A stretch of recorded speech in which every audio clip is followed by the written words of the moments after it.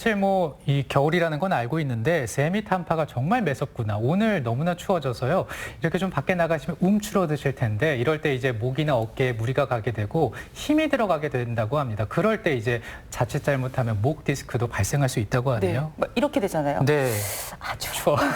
네, 이게 여기도 아프시고 나중에 네. 그런데 실제로는 목 디스크가 또 올 수 있다고 합니다. 그래서 목 디스크 없이 건강한 겨울을 날 수 있는 방법 오늘 좀 살펴보도록 하겠습니다. 네, 스튜디오에 도움 말씀 주실 분 모셨습니다. 한의학 박사 최유성 원장과 함께합니다. 안녕하십니까, 원장님? 네, 안녕하세요. 네, 사실 디스크에 대해서는 많이 좀 알아봤기 때문에 무엇인지는 확실히 알 것 같습니다. 그러니까 이제 뼈와 뼈 조직 사이에, 뼈와 뼈 사이에 완충작용을 해주는 역할인데 목 디스크도 그와 같은 역할이라고 보면 될까요? 네, 맞습니다. 뼈와 뼈 사이에서 방금 말씀해 주셨던 것처럼 충격을 완화시키는 작용도 해주고 그다음에 뼈와 뼈 사이에 어떤 관절을 하나 만들기 때문에 우리 몸의 움직임을 만든다는 측면에서 디스크가 중요한 역할을 하게 되겠죠. 근데 문제는 이 디스크가 충격을 완화시키는 동작들이 우리 모든 몸의 부품들은 내구성이라는 부분들을 생각을 하지 않을 수가 없겠죠.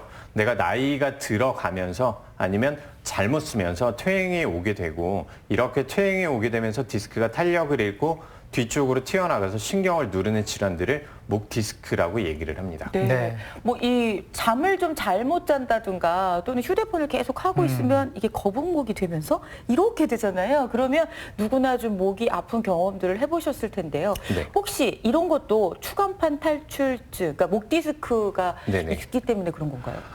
목 디스크의 질환들과 그다음에 일반적인 목 통증과는 우리가 좀 분리를 해서 보게 되는데요.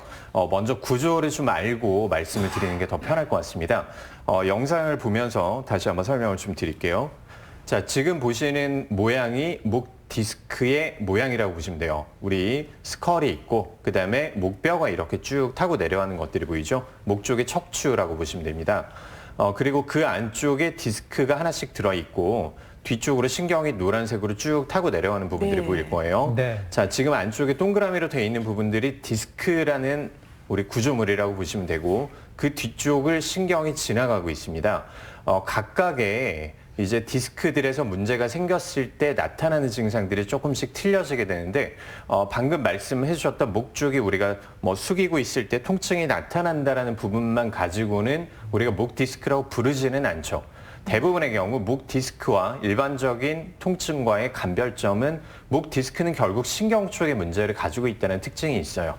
그래서 상부 쪽에 있는 뭐 1, 2, 3, 4번 쪽에 디스크에 문제가 생겼을 때는 비특이적인 증상들, 뭐 두통, 그다음에 어지럼증, 그리고 목 쪽에 뭐 뻐근한 통증들 이런 것들을 가지고 오게 되고 5, 6, 7번 쪽 아래쪽에 있는 디스크에 문제가 생겼을 때는 팔이 저린다든지 네. 아니면 팔에 힘이 빠진다든지 아니면 몸에 마비 증상들이 온다든지 이런 신경학적 증상들을 가지고 있을 때 우리가 목 디스크를 생각을 해볼 수 있습니다. 네. 아까 앞에서도 살짝 말씀을 하셨는데 저는 이제 틈만 나면 스마트폰을 이렇게 들여다보거든요. 네. 오랜 시간 지속되다 보니까 목이 아플 때가 많은데 사실 저뿐만 아니라 요즘 이런 경우 정말 많이 보시죠? 네, 맞습니다. 목 디스크 같은 경우에는 우리가 아무래도 젊은 층에서 훨씬 더 많이 볼 수 있다라고 봐야 될 것 같아요.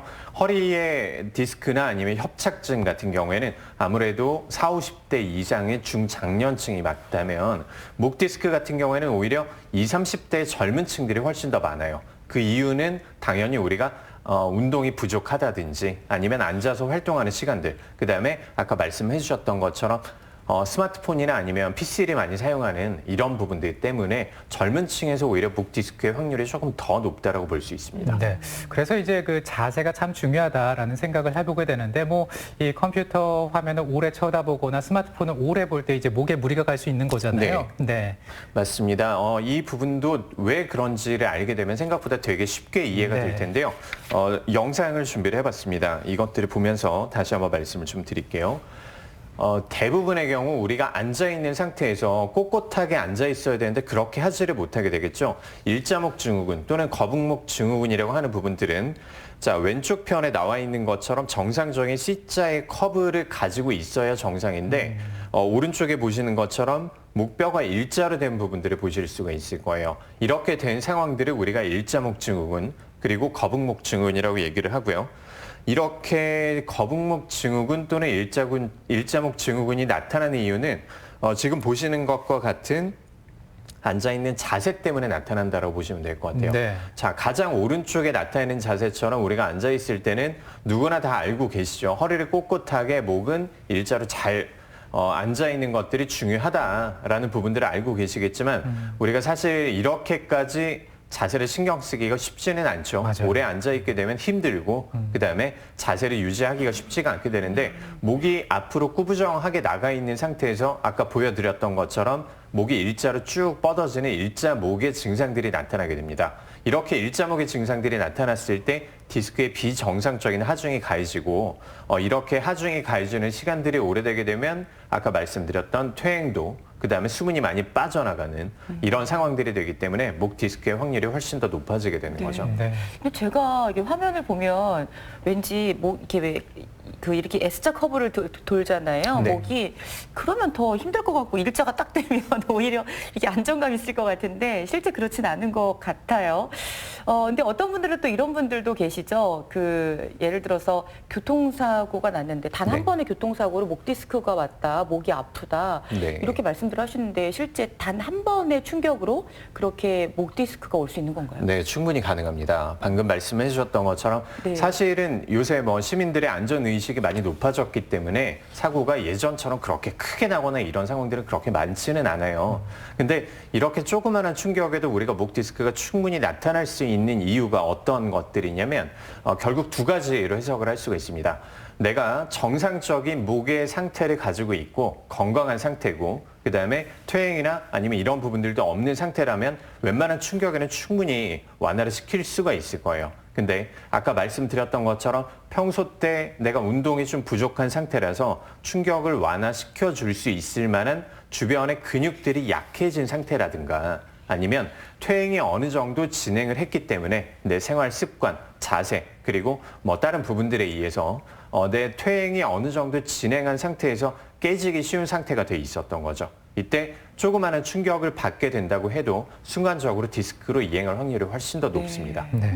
말씀을 들을수록 지금 제 자세는 어떤지 자꾸만 이렇게 신경을 쓰게 되는데요. 맞아요. 예, 아까 설명해 주신 일자목 그리고 네. 거북목도 이 목 디스크로 진행이 될 수 있는 건가요? 네, 맞습니다. 사실은 가장 우리가 목 디스크의 흔한 증상들 중에 하나가 방금 말씀해 주셨던 것처럼 결국 우리가 순간적으로 다치는 경우는 그렇게 많지는 않아요. 특히나 아까 20, 30대의 젊은 환자군들에서 목 디스크의 확률이 훨씬 더 높다라고 말씀을 드렸었는데 결국 내가 부적절한 자세, 무리한 업무, 그다음에 휴식의 부재 이런 부분들 때문에 목 디스크의 퇴행이 진행이 되고 그때 증상들이 나타난다라고 말씀을 드렸었죠. 결국 일자목과 거북목을 가지고 있는 상황에서는 목 디스크로 이행할 확률이 정상적인 사람들보다 훨씬 높다라고 보셔야 됩니다. 네.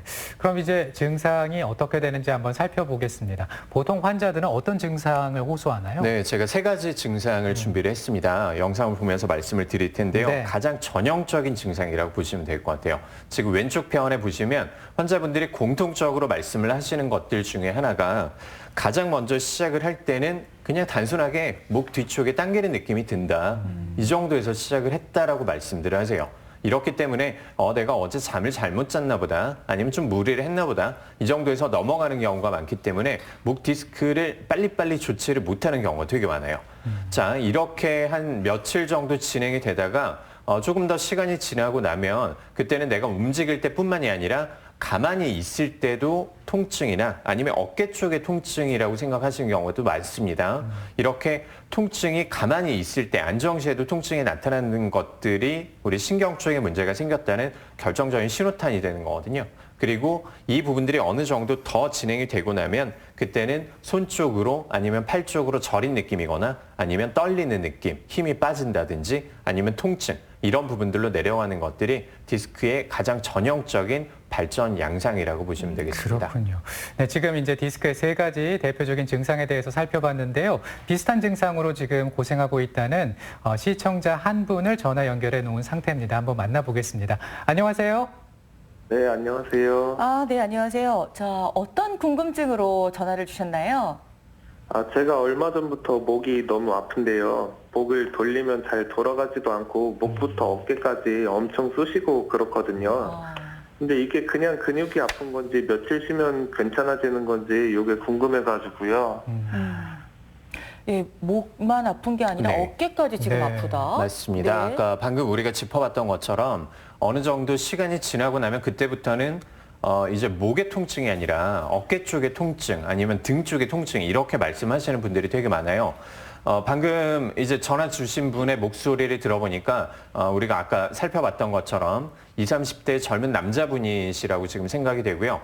며칠 정도 전부터 목이 아팠다라고 말씀을 해주셨기 때문에 다른 쪽으로 생각을 해보면 결국 내가 목이 아픈지 며칠은 됐다라는 뜻이 되는 거거든요.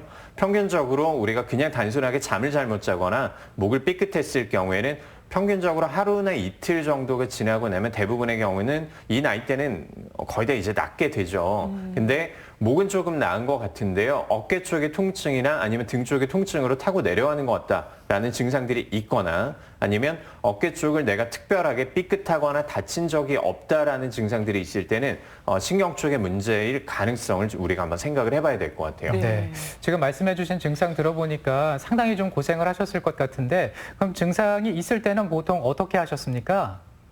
그럴 때는 일단 스트레칭도 좀 하고 쉬어주고 그랬는데 네. 요즘 또 날이 춥잖아요. 그래서 나아졌다가 또 아프더라고요. 이럴 때 집에서 해줄 수 있는 게 있을까요? 네. 방금 이제 스트레칭과 그다음에 무리하지 않고 약간의 휴식을 취해 주셨다는 것들 이거 정말 잘 해주신 거예요. 네, 기본적으로 우리가 치료를 할 때 가장 먼저 환자분들한테 말씀을 드리는 부분들이고 그다음에 지금 이제 통증을 일단 완화를 시킬 수 있는 방법들은 가장 먼저 집에서 우리가 따뜻한 찜질팩을 사용해 보시는 것들이 가장 좋을 것 같습니다. 만약에 찜질팩이 구비가 돼 있지 않다면 그냥 간단하게 욕조에 한 5분에서 10분 정도 뜨끈한 물에 좀 담그고 계시는 것도 많은 도움이 되고요. 뭐 욕조도 없다 그러면 샤워기에 평소 때보다 온도를 약간 더 높여가지고 내가 통증이 있는 어깨 쪽이나 등 쪽 부위에 한 3분에서 5분 정도 따뜻한 물로 쬐어주는 것도 많이 도움이 될 거예요. 네. 네. 자, 도움이 되셨습니까? 네, 도움이 됐습니다. 네. 네. 그런데 혹시 병원에 가보셨어요? 병원에는 오늘 가봐야겠네요. 네. 아직 안 가보셨군요. 그렇죠. 우리가 네. 궁금한 게 있으면 일단 정확한 진단을 받는 게 필요할 것 같아요. 오늘 전화 감사드리고요. 병원에 가셔서 또 진단도 잘 받으시길 바랍니다. 네, 감사합니다. 네, 네, 고맙습니다. 고맙습니다. 네. 네, 방금 이렇게 이제 시청자 한 분과 전화 연결을 통해서 만나봤는데 가벼운 증상일 땐 또 안 가시는 부분들이 있더라고요. 병원에 말이죠. 근데 그렇다면 궁금한 게 어떤 증상일 때 우린 병원에 찾아가면 될까요? 아까 말씀드렸던 것처럼 목의 통증이 하루나 이틀에서 끝나지 않고 이 부분들이 점차 등 쪽이나 어깨 쪽으로 타고 내려가는 부분들이 있다. 이런 증상이 있을 때는 병원을 한번 내원을 해주시는 게 좋아요. 그리고 조금 더 진행이 되면 팔 쪽으로 내가 환자분들이 특별하게 저리다라는 느낌이 아니라 뭔가 내가 불편해서 계속 팔을 털고 싶어요. 이런 식의 증상들을 유발을 하기도 하고요. 아니면 비특이적인 증상으로 우리가 두통이 너무 오래 지속이 되거나 아니면 팔 쪽에 힘이 점차 떨어져서 젓가락질을 할 때나 아니면 마우스를 쓸 때나 이런 부분들이 있을 때도 가까운 병원을 내원을 한번 하시는 게 좋겠습니다. 네. 네. 그런데 또 앞에서 설명하신 것처럼 목에서 발생할 수 있는 질환이 워낙에 다양하기 때문에 그만큼 정확한 진단이 필요할 것 같은데 네네. 어떠한 검사를 받아야 될까요? 기본적으로 제가 오늘 이제 시청자분들한테 말씀드리고 싶은 부분들 중에 하나가 제가 그림 하나를 준비를 했습니다. 이 부분들 보면서 말씀을 드릴게요. 자가 진단할 수 있는 방법들인데요. 내가 목을 뒤쪽으로 젖힌 상태에서 내가 아픈 쪽으로 한쪽으로 돌려보는 거예요. 자, 이렇게 했을 때 지금 이 사람 같은 경우에는 목을 좌측으로 돌렸죠. 오른쪽에 반대편의 통증이 당기는 식으로 나타난다면 이때는 근육 쪽에 당기는 느낌들이니까 크게 신경 쓰실 필요가 없는데 네. 내가 젖힌 쪽으로 뭔가 찌릿하는 통증이 나타난다, 저리다 이런 부분들이 있다면 신경 쪽에 압박을 의심을 해볼 수 있기 때문에 이 스펄링 테스트라고 하는 부분들을 집에서 한번 응용을 해보시면 좋겠습니다. 네. 자, 혹시 치료는 어떻게 하는지 부작용은 없는지 네. 좀 말씀 부탁드릴까요? 기본적으로 치료는 우리가 뭐 커브를 다시 바로 맞춰준다든지 척추의 정렬을 다시 조정을 해주는 추나요법을 기본으로 해서 안쪽에 부종과 염증을 치료를 해주는 우리가 한약요법들 이런 부분들을 볼 수가 있고요. 급성의 통증들을 치료하는 가장 이제 단순한 방법들 중에 하나가 동작침이라는 부분들이 있는데 영상을 준비했으니까 이 부분들 보면서 말씀을 드리겠습니다. 자, 지금 이 환자분 같은 경우에도 통증이 아주 심한 목 디스크의 환자분이셨고요.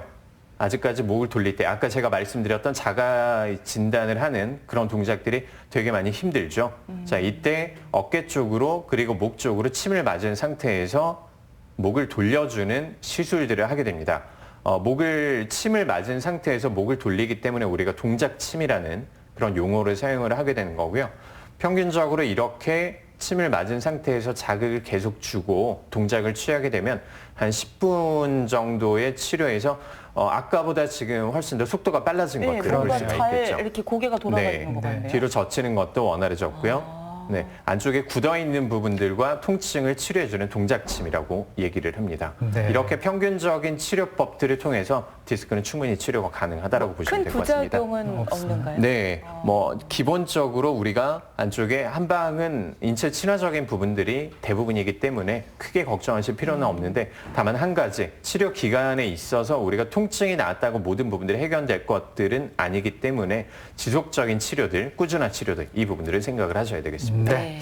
자, 오늘 한의학 박사 최우성 원장과 함께 목 디스크에 대해서 살펴봤습니다. 오늘 고맙습니다. 네, 고맙습니다. 감사합니다. 박정 리포터 고맙습니다. 네, 수고 많이 하셨습니다. 자, 이번에는요, 우리 지역에 어떤 소식이 있는지 살펴보겠습니다. 네. 2020 새해맞이 희망축제가 청주 예술의 전당에서 밤 11시에 있습니다. 음성군 제야의 타종 행사가 음성군 설성각에서 저녁 10시에 있습니다. 이어서 내일 예고해드리겠습니다. 투데이 브리핑은 보도국의 이윤영 취재팀장과 함께 알아보겠습니다. 경자년 새해 첫날 복을 몰고 온 쥐의 이야기를 만나보겠습니다.